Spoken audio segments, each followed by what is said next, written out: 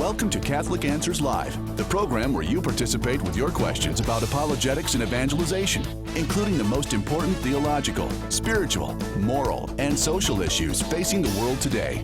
Call now with your question for today's guest. Toll free 1-888-31-TRUTH. That's 888-318-7884. Now, from San Diego, Catholic Answers Live.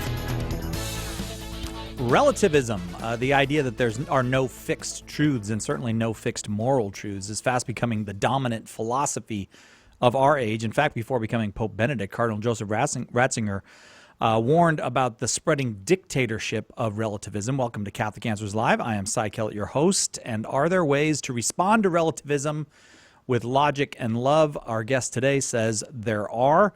Theologian Dr. Edward Sri is a founding leader with Curtis Martin of the Fellowship of Catholic University Students, and he serves as a professor of theology and vice president of mission and outreach at the Augustine Institute in Denver, Colorado. His latest book, Who Am I to Judge? Responding to Relativism with Logic and Love, sets out 7 keys for responding to relativism. And if you have a question for Dr. Sri on how to challenge relativism, or how to think clearly about moral issues in general, please give us a call, 888-318-7884. We welcome your call, 888-318-7884. Dr. Edward Sri, thank you so much for being with us today on Catholic Answers Live. Great to be with you again. So the dictatorship of relativism, what did Cardinal Ratzinger mean by that? Do you have an idea? Oh, yeah. He'd been writing about this in many different places, even leading up to that famous statement right before he went in to the conclave. Basically, the idea that if anyone dares to stand up for moral truth, if you dare to say, I think abortion's wrong, or I think marriage is between a man and a woman, you're going to get a slap on the hand. You're going to say, don't be so judgmental, don't be so intolerant. And so he was concerned that we were, have a new kind of dictatorship out there that marginalizes any kind of Christian conviction. And he's encouraging Christians to stand up for moral truth. But now, what about the person who will say, but no human can have an absolute knowledge of the truth, so we have to be relativists because of the limits of our knowledge about what is moral and what's not? Yeah, God gave us a mind. I would just come right back and say, and he wants us to use it. We can actually apply our mind and come to know many things. We can know 2 + 2 is 4. We can know how to build buildings and bridges. We can, make predictions about the weather. We use our mind for things all the time, but we can even use our mind to just using reason to discern what is moral truth. We can discern things like killing an innocent person is just wrong. We can discern that things like rape is wrong and stealing is wrong. We can those are things that people who didn't even have a Christian tradition, they came to realize this. People like Aristotle and Plato, long before the revelation of Christ came, they can realize many things about the virtuous life, what leads to a happy life, what is right and what is wrong. Our minds are capable of doing that.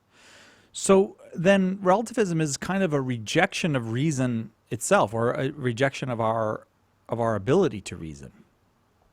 I think it is that. I also think it's actually the product of a culture that is losing its ability to reason well, a culture that's based more on emotions and feelings and how we make our life decisions. And so for them, that's why it's hard for some people, because they have, they're not bad feelings. They don't want to offend people, or they want to get along with society, and I get that. That there's nothing wrong with those intentions. But we can't live our lives based on our emotions and our fears of what other people may think of us. We need to be able to rise at many times above our emotions and live according to what our reason would tell us is the right way to live. So if I discern, for example, that my child shouldn't be eating too many sweets. All right. So I got this little girl who just had a birthday. She had a nice big cake yesterday, and if she wanted to keep eating cake all day long, which she does, and my emotions are saying, oh, but I don't want to offend her. I don't want to get her upset. And I could let her eat the cake, but I'm not doing a loving thing. I'm actually doing something that's going to make her sick. It's not good for her. Real love is to seek what's best for another person. And we as human persons are made to love, and our culture needs to love better. Relativism actually is what's dividing us and preventing us from loving people, because it says, don't tell other people what's right or wrong.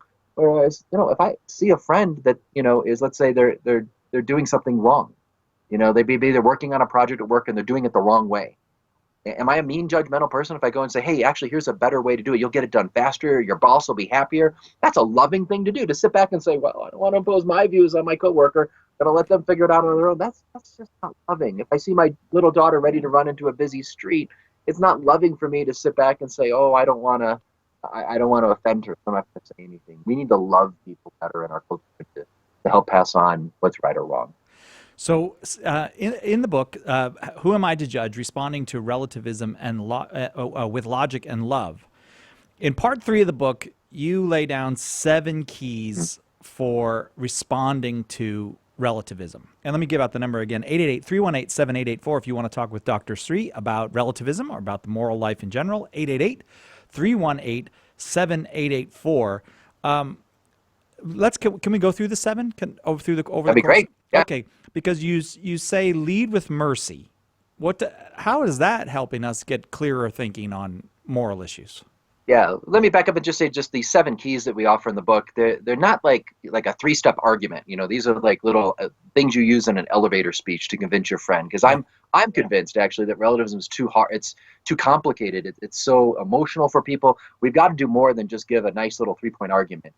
So these 7 keys relate to overall attitudes, approaches. They're like keys you have in your pocket. You bring it out with your friend, your relative, your family member when it's needed. And so the first one, though, is all-encompassing. So lead with mercy. What I mean by that is, in our world today, we have many people who've made a lot of mistakes with their lives.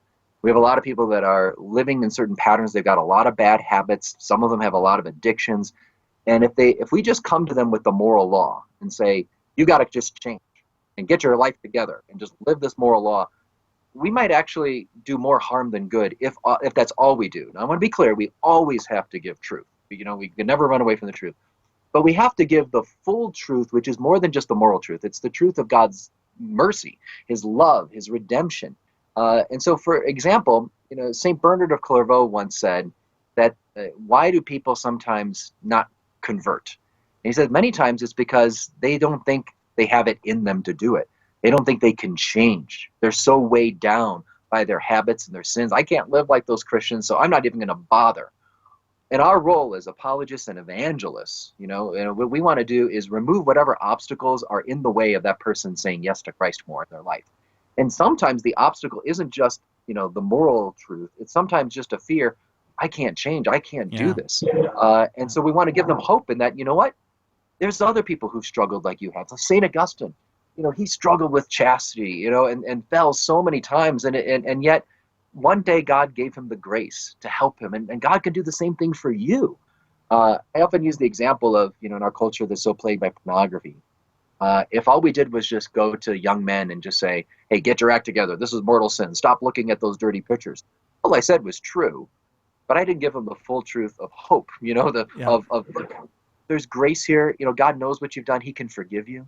No matter how many times you fall, just go back to confession.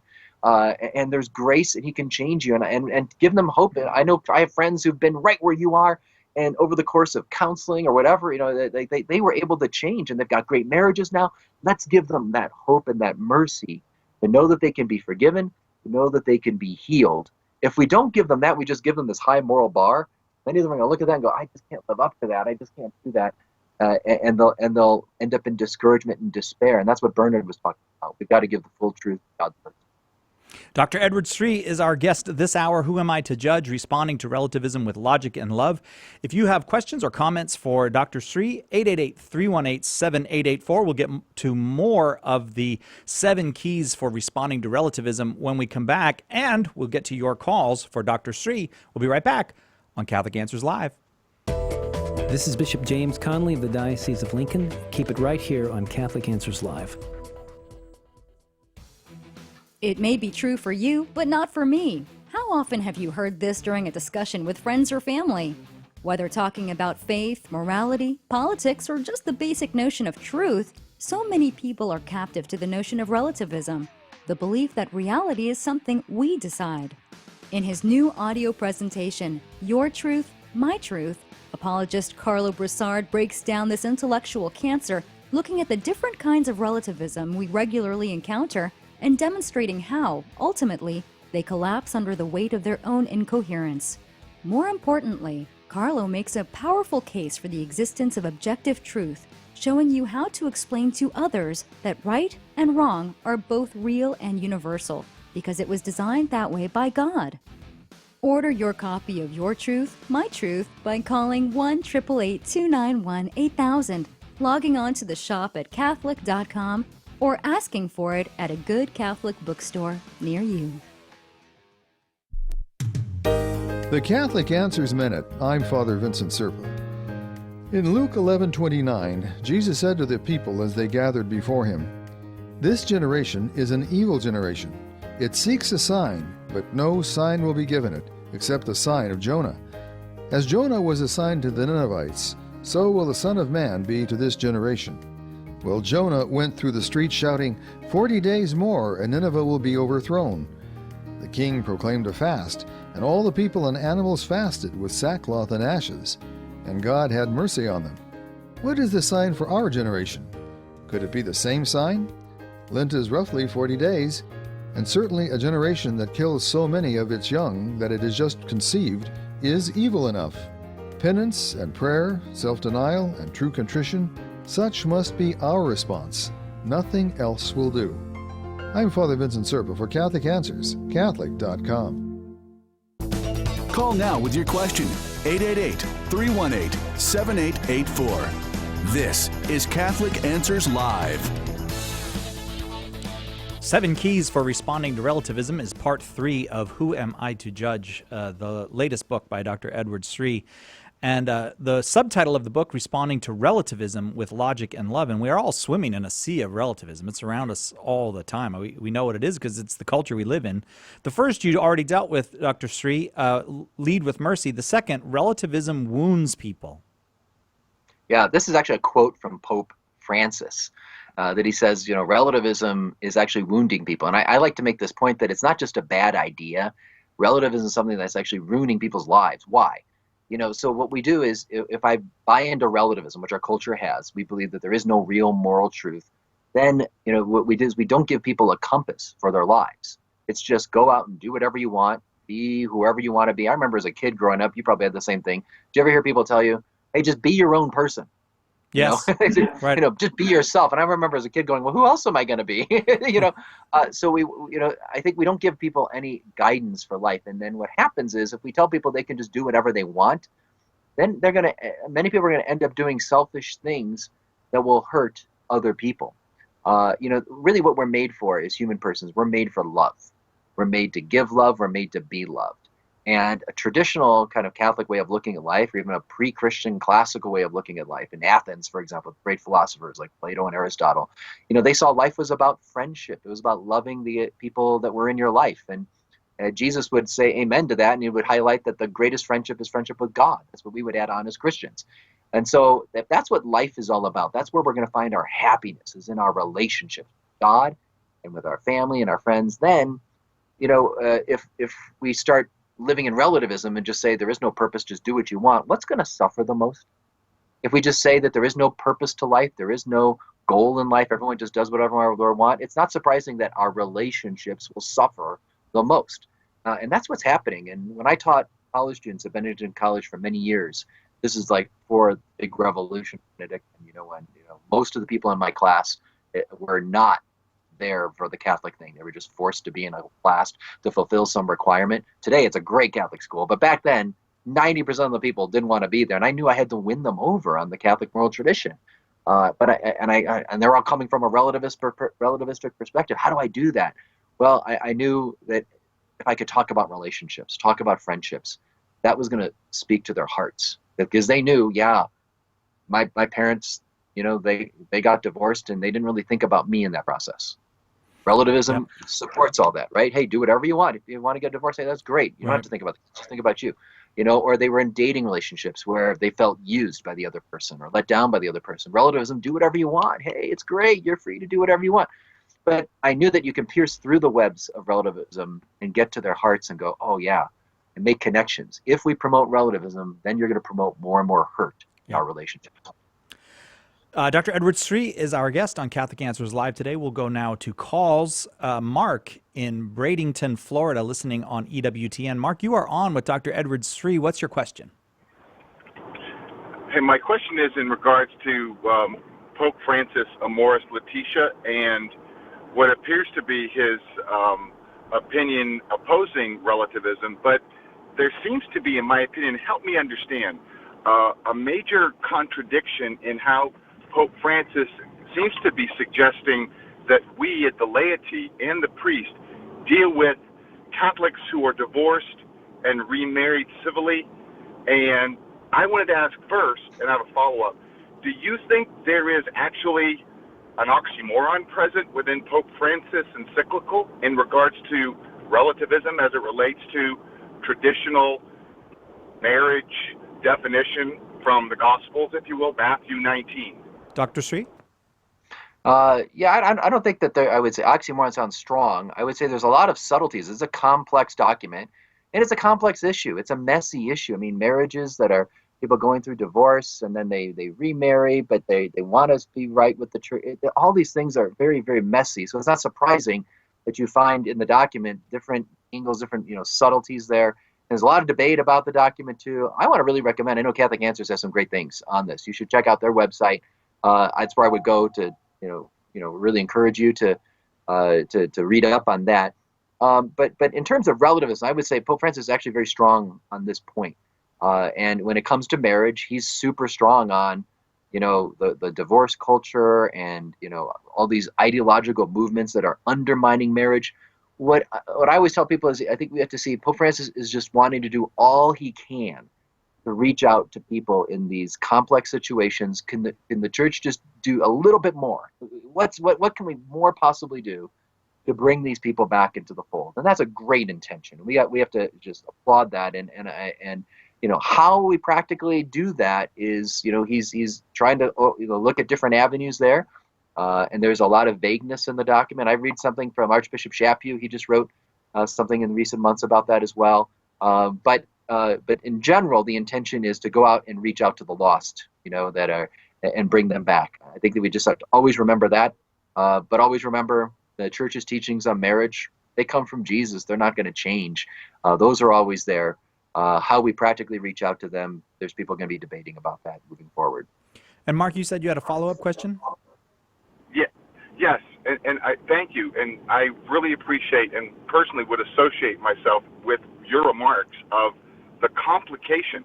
But let me ask you, in your opinion, a practical reality based on the analogy you used earlier about being advised as a young person to be yourself or do what you think is right. What do you think about, like in a parish, so you have a divorced person who is civilly remarried that is actually teaching in the catechism program? I mean, what do you do? Do you allow that, or do you speak up? Is that something that we consider to be right, if you will, within the construct of the Roman Catholic Church and the teachings of Jesus and the Gospels? Wow. Yeah, talk about complex there. I'm just going to shoot from the hip a couple of things. First of all, let me ask you, is this someone you know? Is this someone you have a personal relationship with? Well, there are several, and yes, I do, and also anecdotally. The point is that these types of complications are more and more common today than they were when I was going to Catholic schools and even going to Catholic universities, where we're told when you even see these types of relationships, whether it be a civilly remarried divorcee teaching catechism or an openly active gay priest speaking what seems to be anathema. What do you do? Just look the other way and be yourself? Yeah. Okay, well, I'll give you, here's a general principle. This is something, I don't know how you're familiar with Focus, the Fellowship of Catholic University Students. We talk about this a lot when we're raising up our student leaders and the young adults that help us on this missionary work on college campuses. We welcome everyone to participate in what we're doing. I don't care what color you are, what race you are, what religion you are, what your beliefs are, what your moral life is for. We're called to go out and be open and evangelize everybody and share the love of Christ with them. Now, when it comes to a student, say on a college campus, that's thinking, I'd like to lead a study. I want to be a leader in this movement. I want to be, a Bible study leader. That's where we say, hey, everyone has a potential for that. But if someone's going to actually be in a leadership role where they're standing up and representing the Catholic Church, what's absolutely crucial is that they have the moral authority to do that. And I would say it doesn't matter how smart someone is, how much they could have memorized the Bible and the Catechism, but if they're not interiorly living in harmony with Christ, on a significant issue, we're all struggling and we all have our own sins and all. But when I am not in harmony with it in my moral life, I don't have the moral authority to stand up and do that. So, for example, let me just give an example. Let's say if I were having an affair, I'm not, but let's just say I were having an affair and I were to go speak at a marriage conference. And even if nobody knew about it, I'm not going to be an effective instrument of the gospel. I might speak all this truth, and maybe there'd be some people that would benefit from that, but the impact that God would want to have through that presentation is going to be greatly diminished just because my life is not fully yielded to that. And you can say the same thing about whether it's a college student that's sleeping around. We challenge the students, hey, you want to be in leadership? Just want you to know, some of the big issues college students struggle with is chastity, and we want to make sure you're living a chaste life because you're going to be standing up and representing Christ. Or you're going to be, let's say, another big issue on college campuses is drunkenness. And, if you struggle with, is it okay to have a beer if you're 21? Absolutely. But are you getting drunk? Because that's serious sin, according to church teaching. And so these are issues we challenge the students on because we have to say, if you're going to stand up as a teacher, you're held to an even higher standard. The letter of James points out for us. So I would keep those principles in mind. That I think that for the good of everyone, we want to make sure we're living fully in harmony in the church when you're standing up in official position. That being said, could there be somebody who is just struggling with alcoholism? Maybe they're not going to assume a formal leadership role, at the parish or, in Focus or whatever organization you might have. But that doesn't mean they can't be a witness at all, because maybe they sincerely are trying, they want to live a good life, and they really love God, and God looks at them very mercifully, and they keep going to confession, and so they can still be evangelists. They're just, but do we want to put them in a formal leadership role? I think that's a different thing. And I would apply that to a whole array of issues, including the ones that you mentioned there. So I hope that general principles are helpful, and then you can apply them to particular situations in a prudential way in your own discernment. Thanks, Mark. 888-318-7884 is the number. If you have a question for Dr. Edward Sri, we were talking about your 7 keys for responding to relativism in your book, Who Am I to Judge? We talked about lead with mercy. We talked about relativism wounds people. The third key is law equals love. What does that mean? Yeah, in our culture today, people think law is just some random rule from our religion. So why are you imposing your moral laws on us? This is your truth. It's not my truth. But what we have to see is, no, law is all about love. It comes from the God who is love. He loves us so much. He made us a certain way. He made us to be happy, and he loves us so much. He showed us the way to live life well so we can be happy. That's what the moral law is all about. It's not just some hoops we have to go through. And sadly, I think that's what many Catholics think. And I meet a number of even non-Catholics that might think, oh, you have to do the moral law to be a good person, so I can get to heaven. And but really, it's like, as a dad, I have to give laws in my home because I love my kids and I want them to grow and thrive and be happy. That's what the moral law is all about. So the point I make is that in all of our conversations with our friends, what we want to do is whatever the issue might be, I don't care if the issue is abortion or the definition of marriage or premarital sex or whatever the issue is, bring it back to love as quickly as possible. In other words, frame it all in the context of love. If we just stay at the level of just, kind of some heady argument, it's not going to connect to people's lives. We have to show them, no, they're going to be happier if they live this out. And it's a loving thing to do to share the moral law with others. 888-318-7884 is the number. Who Am I to Judge? Responding to Relativism with Logic and Love is the latest book from Dr. Edward Sri. We're working our way through part 3, the 7 keys for responding to relativism. If you have questions about relativism, if you have a comment about relativism or any part of the moral life, we are happy to take those as soon as we come back from this break. I am your host, Cy Kellett. Again, this is Catholic Answers Live. I should mention, next hour, we're going to be talking about street evangelization. I think that's a touchy one for a lot of folks. So if you have questions about street evangelization, wonder, should I get involved in that? Is it appropriate for a Catholic? We're going to have that coming up next hour. This hour, Who Am I to Judge? Responding to relativism with logic and love. More on that when we come back. Catholic Answers Live. Hi, this is Trent Horn, and I'm here to tell you about my new book, Hard Sayings, A Catholic Approach to Answering Bible Difficulties. Have you ever read something in the Bible that confused you? Or has a skeptic ever asked you to explain a scandalous passage and you didn't know what to say? Doesn't Genesis contradict science? Why does the Bible promote slavery? How could God order his people to kill women and children? It's happened to just about everyone. But now you have a place to turn for the answers.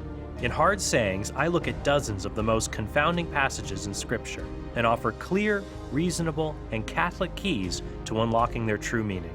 After reading this book, you'll be equipped to answer the toughest questions skeptics ask about the Bible. So don't be left without an answer again. Order your copy of Hard Sayings today by calling 1-888-291-8000, by visiting the shop at Catholic.com, or by asking for it at a good Catholic bookstore near you.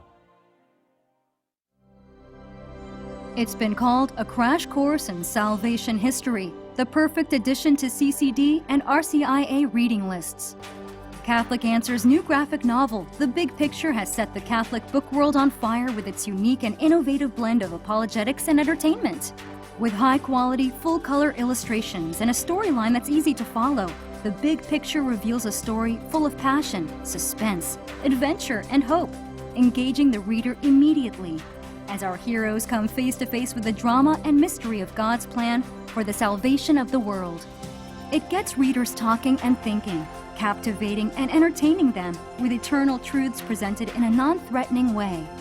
Get your friends and family talking about things that matter.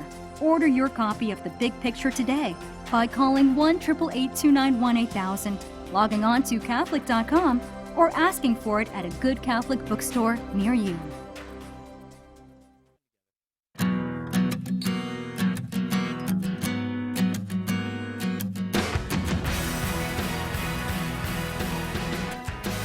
Relativism is the kind of the water we're swimming in. It's the culture we live in. It's all around us. Who am I to judge? Responding to relativism with logic and love is Dr. Edward Sri's latest book. 888-318-7884 is our number. Before we get to calls, I'll just remind you that Catholic Radio Club, the Catholic Answers Radio Club, is a great way to stay connected to Catholic Answers Live, and you get a bunch of insider and cool stuff. Every Friday, we send you out a super groovy weekly email, and we don't share your deets with anyone. Do you know what that means, share your deets? No?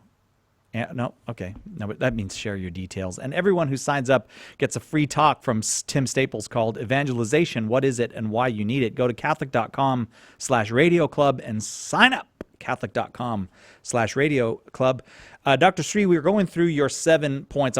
Before we go to calls, I want to get to one more. So we did the first 3, and the first one is to lead with mercy. Second one is relativism wounds people. The third key is law equals love. The fourth key, making judgments versus judging souls. So am I supposed to judge or not judge? Or Yeah, this is the big question out there, right? That, you always hear people that never quote the Bible. They suddenly quote one verse. They'll say, oh, Jesus said, don't judge. And so why are you Catholics talking about what's morally right or wrong? And what we have to do is see that what Jesus is talking about there is judging a soul, which means you're condemning them. You're saying, I know their spiritual status before God. I know it's never going to change. I'm condemning them. We're not in that business. That Jesus is saying that's between God and that soul alone. But that doesn't mean that I can't make judgments. God wants me to use my mind and make judgments all the time, right? I can look outside and say, it's raining, I'm going to get an umbrella. I could see my kid ready to touch the burning stove and realize, oh, that's not good for that person, right? We make judgments all the time. And if I do that, I'm not condemning her soul. I'm not judging her soul. But I'm using my mind and realizing she's going to do something that's going to hurt her. And can we do the same thing when it comes to people's moral actions? Absolutely. Jesus wants us to do this. In fact, the New Testament says, Paul talks about the spiritual man judges all things. So we're supposed to judge, absolutely. Judge actions, judge moral actions. We don't judge souls. Let me give an example. If there's a college student, this is an example I use in the book, let's say at UCLA there in California, the young freshman girl who's sleeping around, one man after another, can I use my mind to make a judgment that's not good for her, that she's never going to find the love that she's looking for, that this is not a good act? Absolutely. Now, I don't judge her soul. I don't know her background. I don't know her situation. I mean, God sees more than I can see. Maybe this poor girl was sexually abused. Maybe she came from a broken home. Maybe she was just always taught from a young age, this is what it means to be a liberated woman. I don't know all that. That's between her and God alone. But if I love her, here's the key. If I love her, I may not judge her soul, but I know this isn't good for her. I need to share the truth with her. Again, if she's a close friend or family member, someone in my life, I need to charitably, kindly, maybe not right away, but in the right time, the right way, lead her to what is going to lead her to her happiness. That's what love is. If I love her, I want to share a better way for her. I don't judge her soul, but I can make a judgment. This isn't good for her, and I want to help her. That's love. Dr. Edward Sri, our guest today, Elias in El Monte, California, listening on Immaculate Heart Radio. You are on with Dr. Sri. What's your question? Well, first I wanted to say, reading your book that you co-wrote with Curtis Martin, The Real Story, I just want to say, I'm not done with it yet, but I want to say it's really, really good, and I appreciate that. Also, I had a question. As far as the title of your book that you're speaking about, who am I to judge? Obviously, our Holy Father has been a reference about that for a long time, and I think unfairly taken out of context. Was the title of your book in a way to kind of maybe in a way bring attention to that, or is it completely unrelated? No, I would say I love the title because it gets right to the heart of the matter of morality, right? Can I make a judgment? Just like we were just discussing here. And now, am I happy that, I can kind of, take, I don't know if your experience is, but I find the media often doesn't get Pope Francis right. and they really took what he said really out of context in a really bad way. And I want to take that statement back and make that distinction that we just talked about, that yes, we are not supposed to make judgments about people's souls, as Jesus says in the Sermon on the Mount. But we should always be able to make judgments about what is right and wrong. And we need to have confidence in moral truth and confidence that we can talk about moral truth without being a mean, judgmental, intolerant person. I can make a judgment about moral action.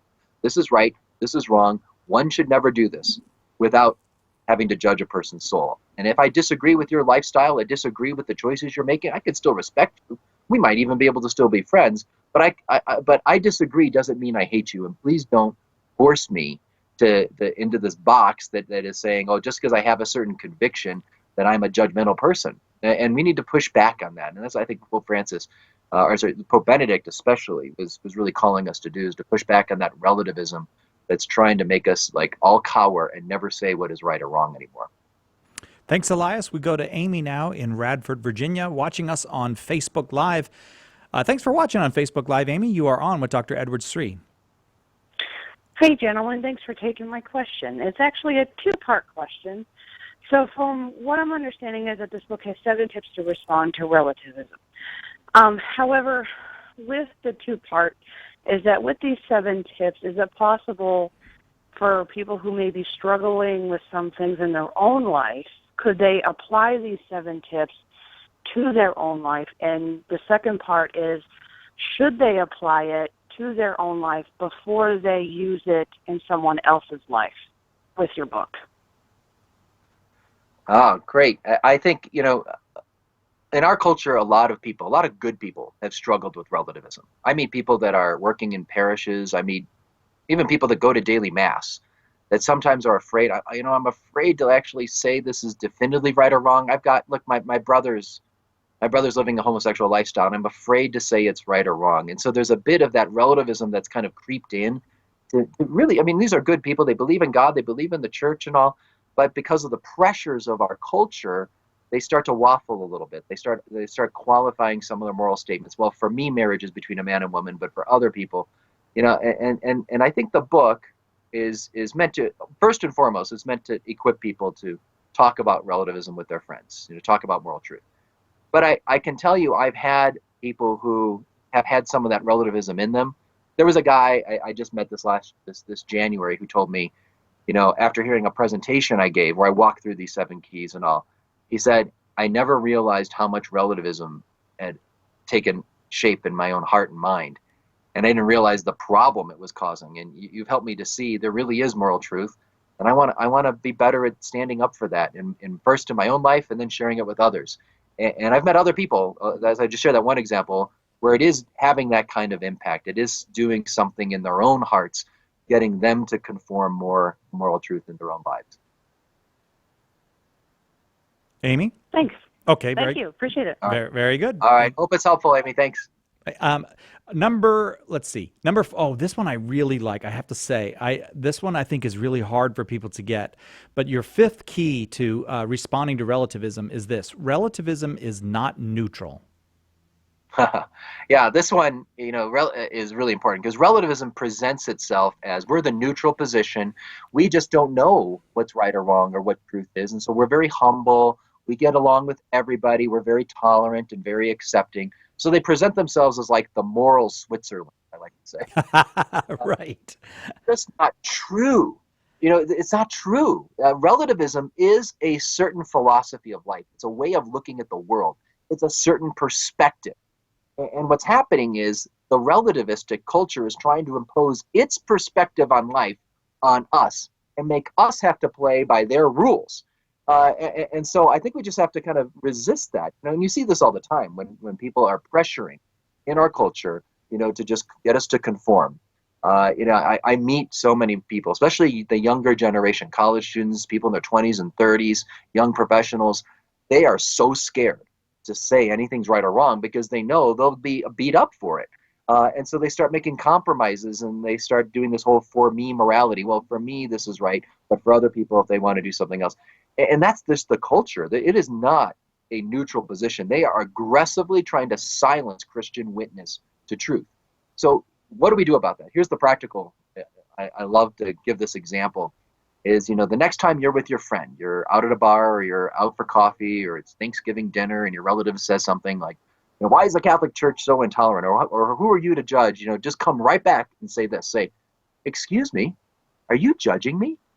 I love, that whole idea of the Christian playing the don't judge card. Most of our secular friends are ready to do that. But the reason I say that, it's not just funny. It gets to the foundational issue here. They just come right back and say, I feel like you think I'm a mean, judgmental person just because I think something's wrong or I think something's right. And then they'll say, oh, well, but you shouldn't tell other people what to do. And that's when you got them. Just come right back to them and say, wait, hold on, my friend. You may believe that there's no moral truth. You might believe in relativism, and you're a free person. You're free to believe that. It doesn't make any sense to me, that perspective, but you're free to believe that. But whatever you do, my dear friend, please do not impose your belief in moral relativism on me. Do not impose your faith that there's no moral structure to the universe on me. You haven't convinced me of that. It doesn't make sense to me. I don't have to be conformed to your own ideas. Just come right back. And what that does is it all levels the playing field. You can actually start to have real conversation about real issues.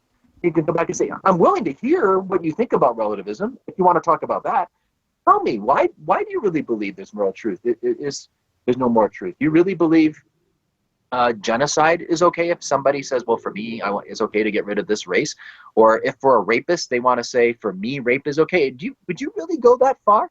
If you just start asking them questions and they have to defend relativism, that's a great thing. Because once they start talking, they realize they're on thin ice. And so, and then they might be more open to hearing another way of looking at life. This hour, we're working our way through the 7 keys for responding to relativism with Dr. Edward Sri, our guest today on Catholic Answers Live. I am your host, Cy Kellett. We'll take a quick break and get the last 2 keys and see if we can get some more calls in as well. We'll be right back. Hang on. We'll be right back with more Catholic Answers Live. Howdy folks, this is Jimmy Akin, and I have exciting news. Starting this spring, Catholic Answers will begin airing its first ever television program. It'll be appearing on EWTN, and you'll also be able to watch it, no matter where you are, from Catholic.com using your smart TV, tablet, or other device. Catholic Answers' mission is to use every means we can to reach people with the message of Christ and His Church. But until now, television has been beyond our reach. That's about to change, and that's why we need your help right now.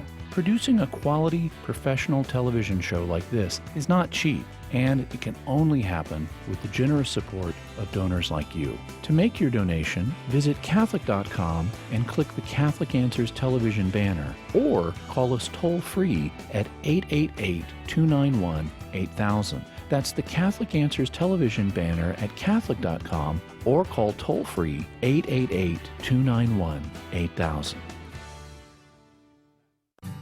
Do you want to end abortion, halt the attack on traditional marriage, and ensure religious freedom for ourselves and for our grandchildren? To do this, we must convert the culture. St. Paul Street Evangelization is a grassroots initiative that recognizes this need and takes it to the streets. If you're interested in peacefully sharing the gospel in your area, visit streetevangelization.com to learn more. Homeschool Connections, an online provider of courses for your Catholic homeschool, is a sponsor of Catholic Answers Live. Homeschool Connections website is homeschoolconnections.com. Catholic Answers Live is brought to you in part by CatholicSingles.com, the website for Catholics who want to meet others who share their faith and values for faith, fellowship, and love. You can learn more at CatholicSingles.com. Catholic Answers Live thanks CatholicSingles.com for their generous support. Call now with your question, 888-318-7884. This is Catholic Answers Live. If you want to study maybe in a group, the Who Am I to Judge? Responding to Relativism with Logic and Love by Dr. Edward Sri, you can get the DVD set for a group to study. Maybe would this, Dr. Sri, would it be appropriate for, say, a young adult group or a youth group to go through? Absolutely. I know a number of high schools are using it. I know a number of families using it in their home. But certainly a lot of parishes as well are using it just to give that kind of adult faith formation. All these parishes have great programs on Bible study and sacramental prep, but on this critical issue of giving people a Catholic moral worldview, there's just not much out there. So we're delighted to have the video program available. Part 3 of the book, Who Am I to Judge, is 7 keys for responding to relativism. We've gone through 5 of them. Let's get to the last 2 before we go back to calls till the top of the hour. Relativism is a mask is key number 6. Yeah, this is a big one here. Many times we're talking about an issue with a friend. It could be, again, whatever, some hot button issue in the culture. And we're really intent on talking about that issue, but we have to realize there's many issues in maybe in their own hearts that they're struggling with. And relativism is often a mask kind of covering up their own challenges. So one example would be, if somebody is struggling with a certain sin, then relativism could be a very convenient way to justify what they're doing, to say, well, there's no moral truth, so it's okay, I don't have to change. I tell the story in a book about a young man I met who was very adamant promoting relativism, and we had a big debate about it at a conference, and then later on in the conference he came up to me and admitted, he goes, I really appreciate our conversations, you give me a lot to think about, and I realize I'm not really a relativist at heart. I've just been wanting to say I'm a relativist because I want to be able to say premarital sex is okay. I want to be able to say premarital sex is okay for me. And what an honest, humble man to come back and admit that to me. But I think we just have to realize, not in every case, but in a lot of cases, relativism's espoused by people because it allows them to justify, rationalize their own little sin problem. Yeah. Look, we do these things all the time, right? You can make a commitment. For Lent, I'm going to get up right when I say I'm going to get up. I'm not going to hit the snooze button. And it's Friday of first week of Advent, or first week of Lent. And, the baby was up all night, so I'll just, you'll just come up with some rational thing to justify what you're doing. We do this all the time, but people do it on bigger sin issues.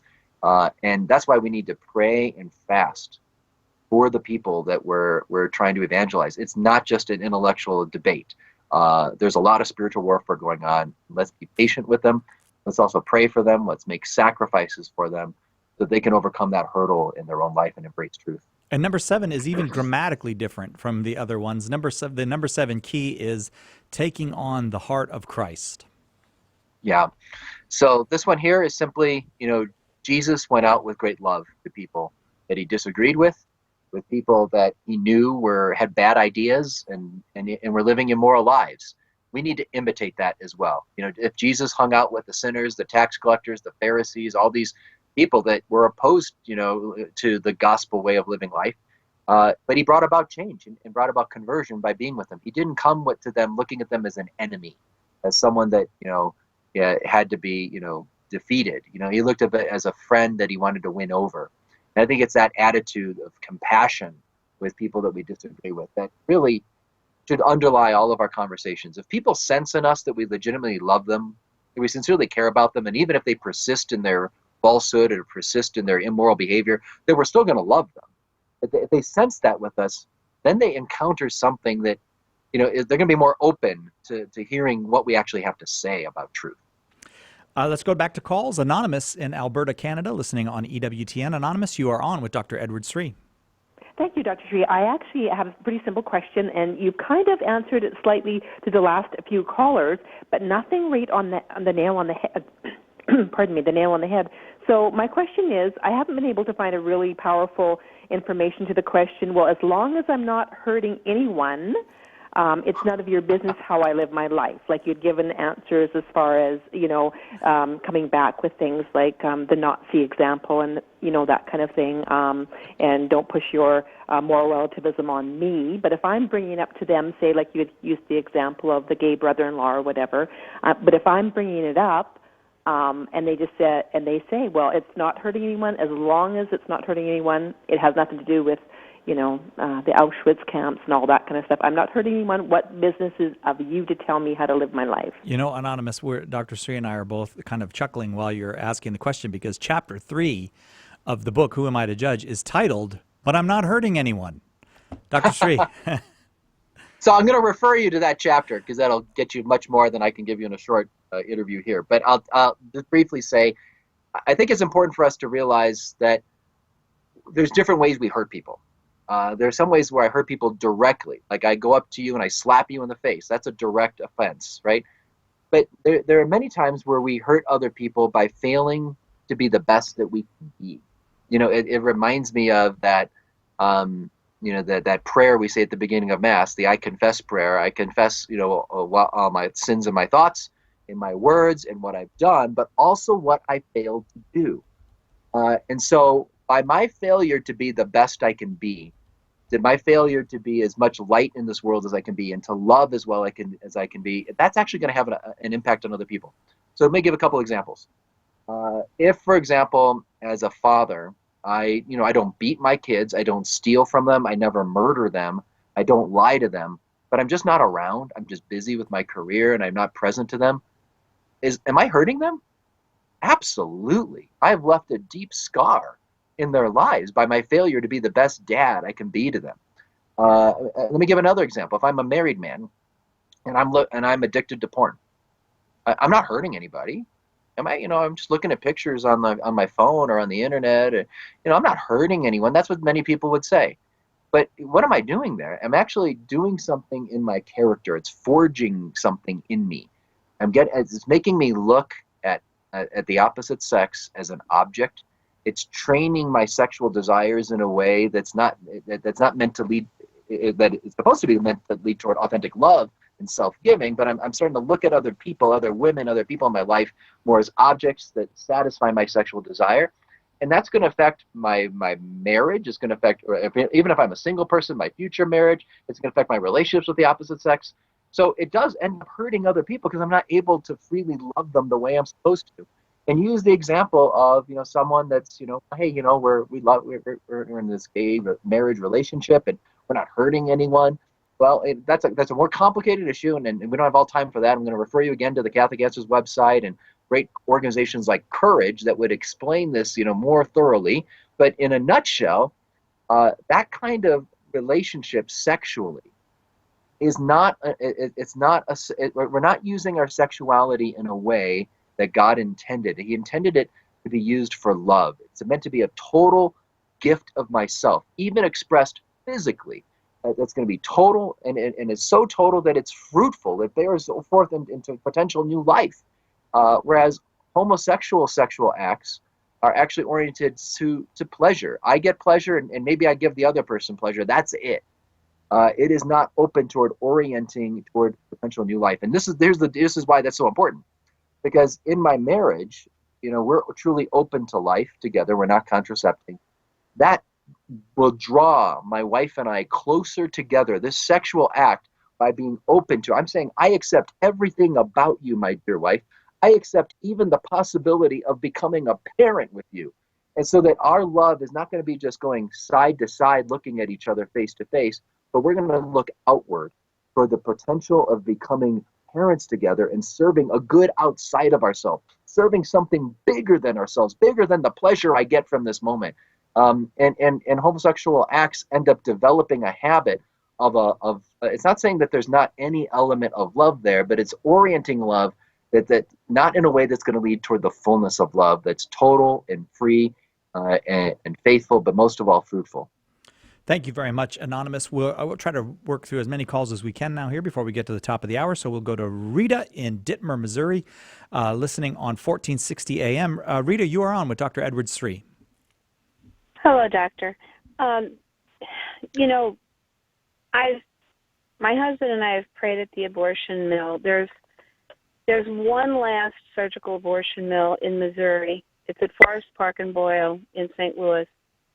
And we've prayed there for many years. And one of the best things that I've ever seen, Abraham Lincoln, he has a quote where he said, "No law gives us the right to do what is wrong." And I think since it has been legalized so many years now, and 60 million babies dead since the beginning of that legalization, I think a lot of people have talked themselves into this being perfectly fine. To look in their faces, whether it's somebody going in to have their grandchild killed and they're bringing their daughter in to kill the grandchild, or whether it's a husband or a boyfriend, whether it's a worker, I find it hard not to simply, at the very least, say, God loves you. You don't have to do this today. So, Rita, real quick, the question then, could you formulate it as a question for Dr. Sri so we'll get an answer in? My question is, what would you say? What would you say to these people, whether it's a worker, whether it's a girl going in to have her baby killed? What would you say to these people? And again, this is all about relativism, where the people have talked themselves into this. Okay, let's let Dr. Sri take a shot Okay, great. at that. Yeah, and, in my last chapter of the book, I actually talk about the chapter, what is truth? That was the question Pilate asked. And that's not just an abstract philosophical question. It's something that leads to serious problems. Like, because Pilate didn't believe in truth, what happened? He did what was just most convenient for him that day. He wanted to save his job. He didn't want to have this big riot on his hands as they're all shouting, "Crucify him." So he sent Jesus off to be killed. An innocent person was killed because of moral relativism that day. And that's what's happening in our culture. And I think in the end, we've got to see, when we deny that there's a real truth outside of ourselves, and I can just make up my own truth, then I can do what Pilate did. I can send an innocent person that's inconvenient for me. Yeah, I know this guy's innocent. He probably shouldn't die, but it's better for me. And we end up asserting our own will over other people. John Paul II said that's what we do in abortion. The most innocent life that needs us the most, we view as an inconvenience, and we assert our will over them. Let's proclaim truth so we can proclaim life. Amen, brother. Dr. Edward Sri, thank you so much for being with us today on Catholic Answers Live. Thanks for having me. It's great to do it. Who Am I to Judge? Responding to Relativism with Logic and Love is Dr. Sri's book. Pick it up at a bookstore near you. And next hour, we have, our guest will talk about street evangelization. So if you have a question about street evangelization, if you've thought about it yourself, if maybe you're not sure what the role of Catholics is in evangelizing on the street, we'll be happy to take those calls, 888-318-7884. This is Catholic Answers Live. We'll be right back after this.